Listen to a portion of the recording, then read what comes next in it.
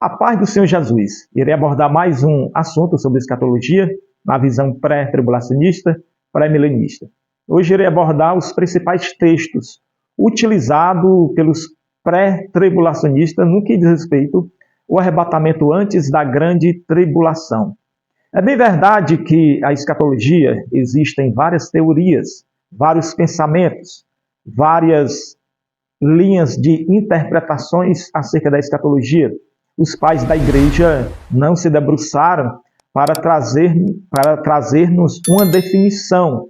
Na época da reforma, os reformadores se atentaram mais na questão da soteriologia. E a escatologia vem sendo mais estudada, mais debatida, mais sistematizada nos últimos séculos. Algumas pessoas até nos acusam, nós pré-tribulacionistas, de defendermos uma doutrina nova, a partir de John Nelson Darby, no século XIX, segundo alguns, teria nascido essa teoria. Porém, não é verdade. Existem documentos históricos, livros, que retratam a escatologia pré-tribulacionista muito antes de Darby. Eu posso citar um livro muito bom, recomendo esse livro, O Dispensacionalismo Antes de Darby, de William Watson. Ele trata do dispensacionalismo antes de Darby, desde ali no início dos pais da igreja até a época de Darby, mostrando que não existia uma teologia pré-tribulacionista sistematizada, porém John Nelson Darby sistematizou o que já existia. Mas voltando ao assunto aqui do pré-tribulacionismo, quais são os textos mais defendidos pelos pré-tribulacionistas? Analisando, eu me considero pré-tribulacionista porque entendo, como falei, que o pré responde mais. E analisando os textos, os principais textos utilizados pelos pré-tribulacionistas, nós vemos uma harmonia maior, uma coerência maior. Vou explicar, não vou apenas ler o texto, mas explicar a coerência que há nesses textos. O primeiro texto que vou citar é o Evangelho de João, capítulo 14, que diz assim: Não se turbe o vosso coração, credes em Deus, credes também em mim. Na casa de meu Pai há muitas moradas. Preste bem atenção nesse versículo, versículo 2. Na casa de meu Pai há muitas moradas. Se não fosse assim, eu vos teria dito, pois vou preparar-vos o lugar. E se eu for e vos preparar o lugar, virei outra vez, e vos levarei para mim mesmo, para que onde eu estiver estejais vós também. Esse texto é um dos principais textos utilizado pela linha pré-tribulacionista. Jesus aí ele está falando do arrebatamento da igreja. Observe que ele disse que iria preparar lugar, ele diz, na casa de meu Pai há muitas moradas, ou seja, no céu há muitas moradas. E em seguida ele diz que irá preparar o lugar e voltará.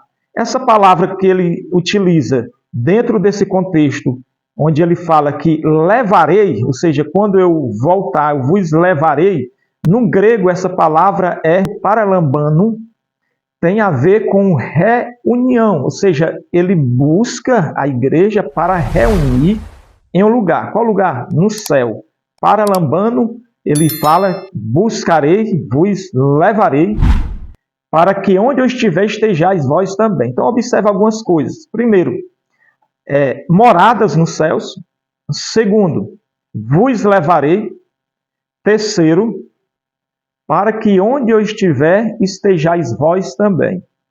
Observe que, para entendermos esse texto dentro do pré-tribulacionismo, dentro da teologia pré-tribulacionista, se faz necessário a segunda vinda de Jesus em duas fases. Por quê? Porque na primeira fase, ele vem buscar a igreja. E a igreja vai aos céus e lá permanece, segundo a posição pré-tribulacionista, por 7 anos. A igreja passa 7 anos nos céus. E se encaixa, há uma harmonia coerente. Por quê? Porque Jesus disse que foi preparar morada. Aonde? No céu. Em seguida ele diz que voltará para buscar. Ele usa ali o grego paralambano. E em terceiro, para que onde eu estiver estejais vós também. Então, se faz necessário dentro da volta de Cristo que a igreja vá aos céus. Por isso que eu disse que a que responde mais ao pré-tribulacionismo. No pós, por exemplo, a vinda de Cristo acontece em um único evento e a igreja reúne-se com Jesus nas nuvens e retorna. Por que retorna? Porque Jesus ele volta para reinar na terra. Então, como Jesus diz, onde eu estiver, para que onde eu estiver, vós estejais também, a partir da segunda vinda de Cristo, a igreja não mais se separará de Cristo. A igreja não vai mais se separar de Cristo. Aonde Jesus estiver, a igreja vai estar. Então, dentro do pensamento pós, Jesus volta, conforme 1 Tessalonicenses 4:16 e 17, se reúne com Cristo nas nuvens e desce. Por quê? Porque Jesus vai pisar sobre o Monte das Oliveiras, vai travar a batalha do Armagedon e vai reinar por 1000 anos. Então não teria cabimento a igreja ficar lá nos céus e Jesus aqui. Então, no caso, o pensamento que mais se adequa a João 14 é o pensamento pré-tribulacionista. Por quê? Porque no pensamento pré-tribulacionista, na primeira fase da vinda de Cristo, a primeira fase é para a igreja é arrebatada, Jesus leva para as moradas que ele fala que foi preparar. Onde essas moradas? Nos céus. E o que acontece? A igreja, segundo a posição pré-tribulacionista, passa 7 anos, permanece 7 anos nos céus. Que é esses 7 anos, por que 7 anos? Porque, segundo o pensamento pré-tribulacionista, a tribulação tem um tempo de 7 anos, conforme Daniel, capítulo 9, e versículo 27. Ali fala das 70 semanas, cada semana compreende 7 anos.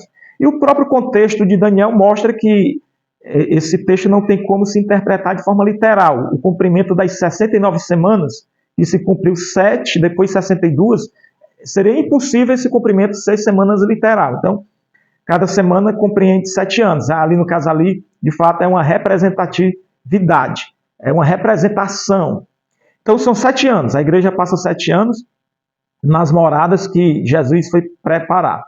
Após os 7 anos, Jesus volta, e a igreja volta junto, e Jesus volta para travar a batalha do Armagedon e para reinar por 1000 anos. Mas outro texto que destaco é 1 Coríntios 15, 52 e 53, que fala da ressurreição dos mortos e da transformação dos vivos. A igreja, aqueles vivos que fazem parte da igreja na oportunidade do arrebatamento da igreja, conforme 1 Coríntios 15, 52 e 53, serão transformados e os mortos serão ressuscitados de forma incorruptível. 1 Coríntios 15, 23, fala da primeira ressurreição. Cristo sendo as primícias, depois os que são dele na segunda vinda. Então, os mortos em Cristo ressuscitaram apenas na segunda vinda. E eles ressuscitam de forma incorruptíveis. E os vivos serão transformados também de forma incorruptíveis. Depois de 1 Coríntios, vamos para 1 Tessalonicenses, capítulo 4, versos 16 e 17, que fala que Jesus voltará para arrebatar a sua igreja. Vamos ler o texto por menor para analisarmos de forma mais precisa 1 Tessalonicenses, capítulo 4 e versículo 16. 1 Tessalonicenses 4,16 diz: O mesmo Senhor descerá do céu com alarido e com voz de arcanjo e com trombeta de Deus. E os que morreram em Cristo ressuscitarão primeiro. Depois nós, os que ficarmos vivos, seremos arrebatados juntamente com eles nas nuvens, a encontrar o Senhor nos ares. Assim estaremos sempre com o Senhor. Nesse texto eu também vejo uma harmonia maior, segundo a posição pré-tribulacionista. Observe que a vinda de Cristo no grego é parousia, ou como alguns chamam, parousia, que é a segunda vinda do Senhor, a manifestação do Senhor em glória. Mas nesse texto que trata do arrebatamento, vemos o termo harpazo. O que é harpazo? Os tradutores traduziram por arrebatamento. Então, quando a vinda do Senhor diz respeito à primeira fase, nós vemos ali o termo grego harpazo, arrebatamento, tomar a força, a qualquer instante, é o grego harpazo. E aparece também o grego ali, o termo grego apantesis. Então Jesus busca a igreja é arrebatada, é assunta aos céus, para encontrar-se com o Senhor nos ares e lá ser levado até os céus, conforme João 14 e versículo do 1 ao 3.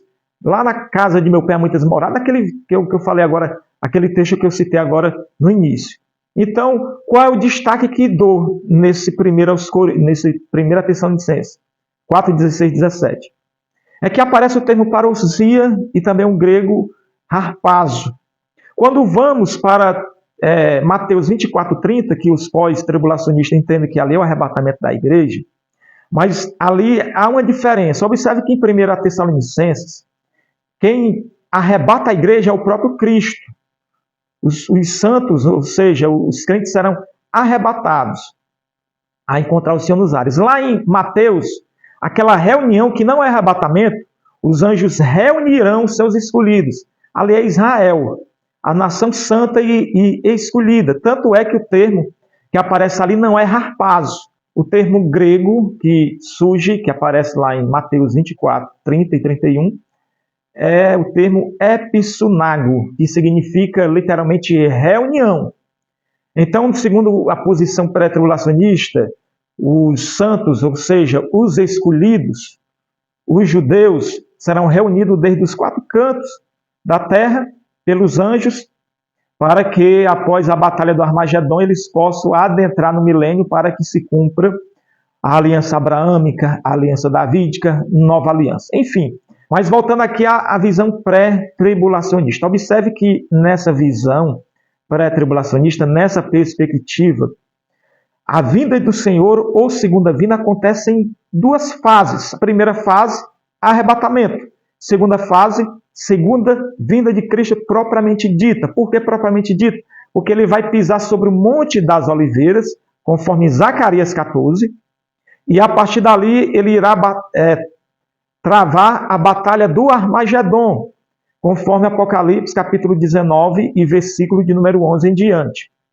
E dentro desse pensamento eu entendo que a visão pré-tribulacionista ela responde mais às indagações. Outros textos também que os pré-tribulacionistas usam, por exemplo, Apocalipse capítulo 3 e versículo 10, que diz: como guardaste a palavra da minha paciência, também te guardarei da hora da tentação que há de vir sobre a terra, para tentar todos os que habitam sobre a terra.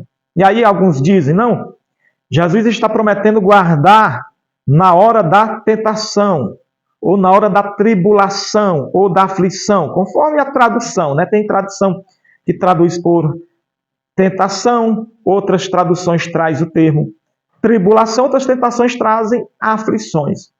Mas analisando a gramática do texto ali mostra te guardarei da hora da tentação. Então observe a contração da preposição de com o artigo definido a, te guardarei da.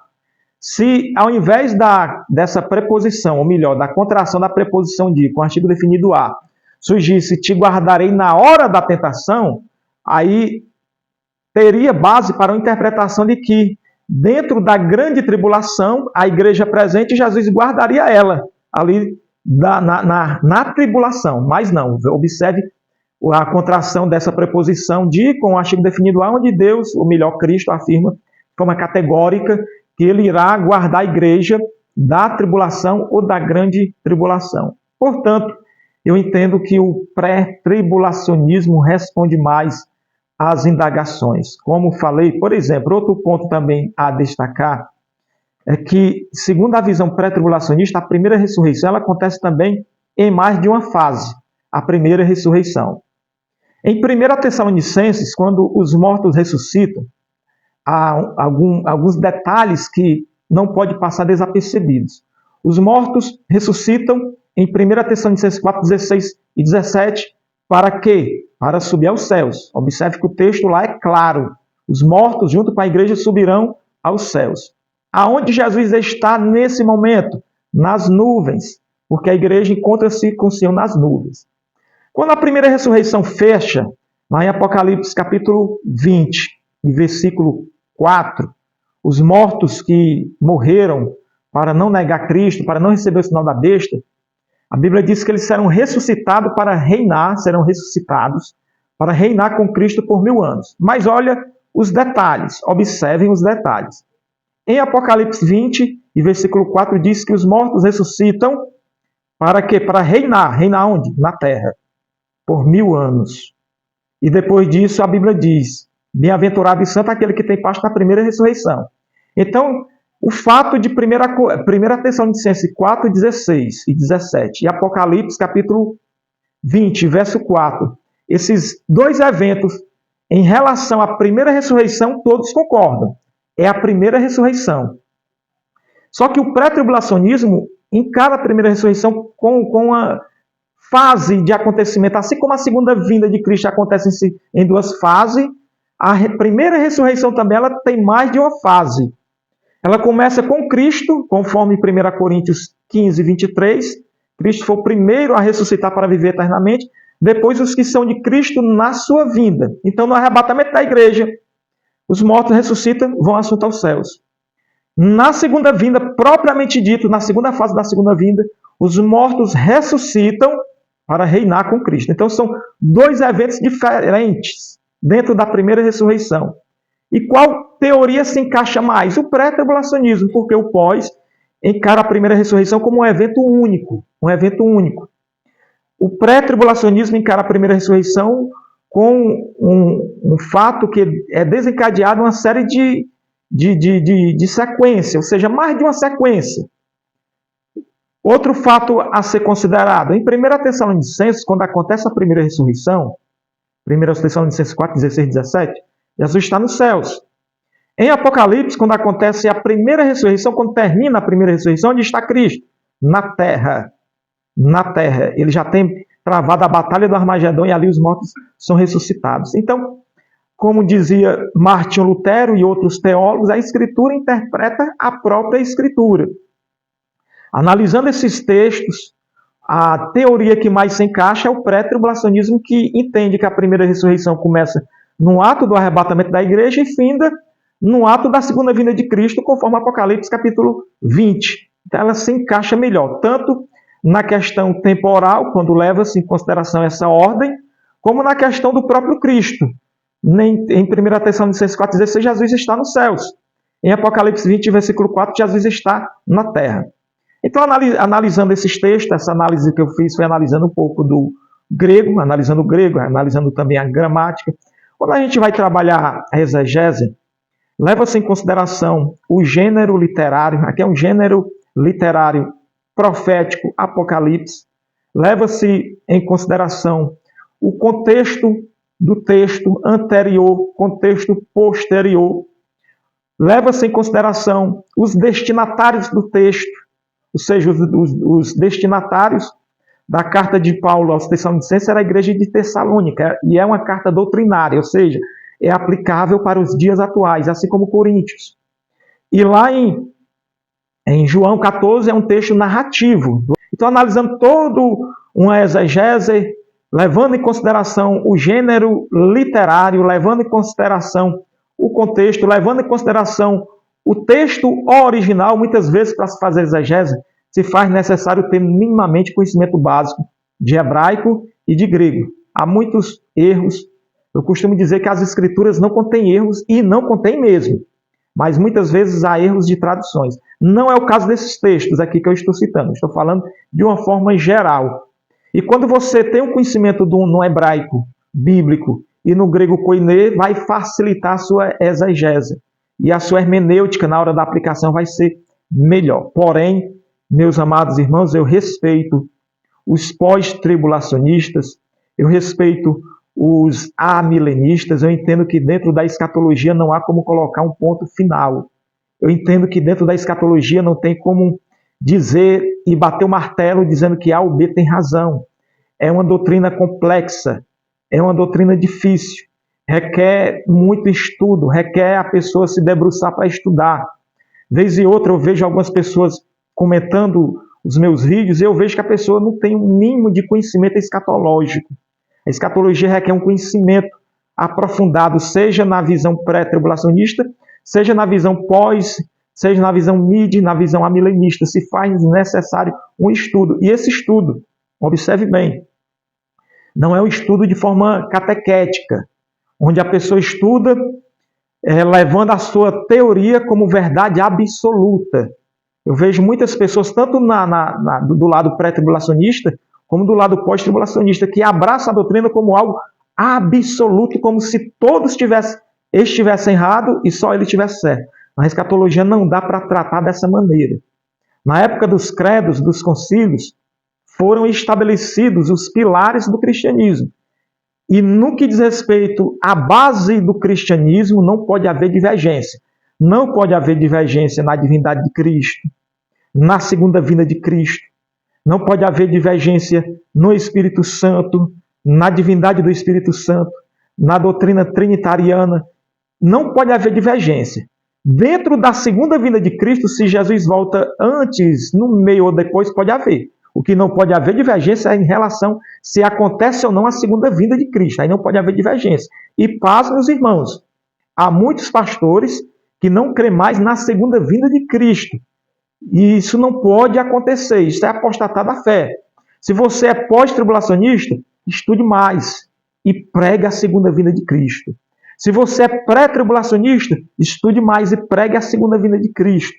Isso que eu estou aqui debatendo e defendendo, que Jesus volta antes da grande tribulação, é um pensamento secundário dentro da teologia.